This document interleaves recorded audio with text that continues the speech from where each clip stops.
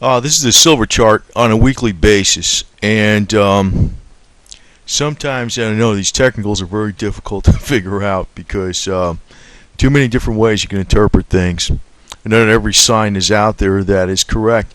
I still think silver's still got more potential to pull back, so I'm holding on to the short position, but I'm nervous about holding that short position because fundamentally I know silver's got to go up. It's going to go up. And if we look into this chart, you could say back at this week that was a bullish hammer, right? After everything was going up, this was a bullish hammer, right? Well, it still declined.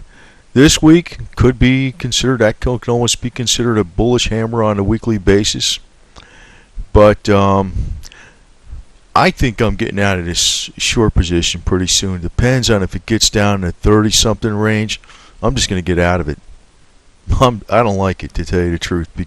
I think this has been a long period of time where you had 1, 2, 3, 4, 5, 6. This is the 7th week so far that silver's being pushed down. That's pretty long. That's a pretty long time. I'm thinking maybe next week that's going to be about it. Even if this week if silver gets down at around 30ish, I'm getting out of it. Out of the short position on both silver and gold. I almost did today. So I think that's a question. Now, as far as am I going to go long just yet? Not necessarily. I'm actually kind of long on some silver stocks. And guess who's long on stocks? Eric Sprott, right? I'm not too keen on his fund because, he can always issue another fund and kill the premium on anything, even if it's a small premium. And I don't like SLV too much either, so I don't know. I mean, I already got silver coins. I did mention before that people being told to buy 100% silver coins are getting very bad advice. Okay, I'm going to say that again. I'm going to keep saying that because I get very annoyed that people recommend those type of things, and that's plain irresponsible. That's plain irresponsible. And I put out something, and I think it was very controversial about the ultimate middle class wealth trap. Yeah, I know the silver's not near the bubble yet, but I could smell what's coming up. And the guys that are pushing all this stuff, the ones I call clowns, they know better, and they're gonna just keep saying buy, buy, buy. It's going up. We got them on the run. I don't like those people. I don't like. There's more than that that's on that list I don't like, and I see what they're about.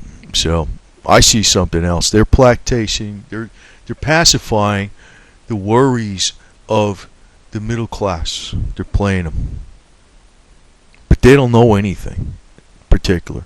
And if they know something, they're keeping it to themselves because some of them sell at the right height of the price and to get out of it just right.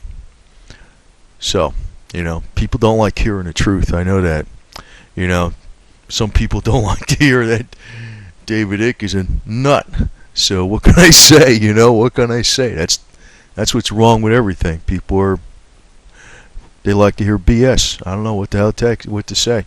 I think this metal is going to go down a little further, but like I said, fundamentally, I know it's going to go way the hell up, so I'm not holding this short position much longer. As a matter of fact, I don't know what the heck silver's going to do tomorrow, but say it went down to below 31 briefly, I'm probably getting out of my short position. I'm just going to hold cash on that. Even though, I'm not totally short on silver. I got some silver stocks and things like that. I'm actually long on some other things. I'm long on oil, and I'm getting killed on that because I'm on double leverage. But I don't trust the whole scenario that's going on with the situation in the Middle East. A lot of people don't like to hear me state, but I flat out know that Iran is trying to get nuclear weapons, and they have very aggressive intentions, and they have a screwball religious people that are in charge of that country. So I 100% support the Zionist. Okay, I support them 110% all the way. And people got to realize that I'm not somebody's even into religion, or I'm not Jewish, but I also realize Iran is basically controlled by a bunch of religious kooks, and they're not getting a nuclear weapon for peaceful purposes. Yeah, I know Israel has nuclear weapons and they've had them for decades. Have they used them? No, they haven't used them. It's strictly a defensive posture. I don't trust what's going on with that deal at all either. And I think my senses are far better than the majority of people's senses out there. The majority usually gets it wrong. And I've noticed this so many times. And if you try to tell them anything, they get pissed off at you. You know, it's amazing. Anyway, I think this oil technical stuff, you know, I was pointing out that we had 3 bullish hammers here on these 3 weeks on a weekly basis. You know, that's a very, very bullish sign, right? And if you went back to the daily, at the time, you know, if we went over, move this chart over, we had a, you know, bull flag. Well, supposedly, here we go, right? Then goes down some more, new technical information. We're in a downward trend channel, right? Now, I don't know where this is going to go, but I do know this, and I do know this little thing about the double leverage. Yeah, it makes good, fast losses, and it makes fast gains, but it doesn't erode as fast as, you know, triple leverage. Triple leverage, it's more of like a very short-term time frame. Double leverage, you can hold for some months. You know, if anything happens in the Middle East where this pops up to $120 a barrel, I'll sell it. And I'll make more money than if I was just holding something that was following the index of the oil, the crude oil price. So that's the whole game. The whole game is patience. So in some areas I'm long, in some areas I'm short. So, you know, I think overall the commodities are going to do very well, but it's not until Ben Bernanke actually announces QE. Now, one thing I'm going to really watch very careful is these guys I call clowns, because I think they know better. Because they're basically playing a game for the middle class. They're acting like they're your saviors, and you're not. They're not. They're out for number one. And I'm going to watch very carefully, you know, the drama and how much things heat up, how much we got the banksters on the run and all this kind of garbage. And yeah, JP Morgan's going down, and how many appearances they have on Alex Jones and everything. And I'm going to also weight that in as a factor as to when to sell silver. So obviously that's not the game for the majority. I'm not going to play the game of the majority. I'm going to let the majority do whatever the majority wants to do. If they want to fall off a cliff, go right ahead. Because my game is to win. You know, it's like usually when you tell people what's going on, they don't want to hear it. So my game is to win.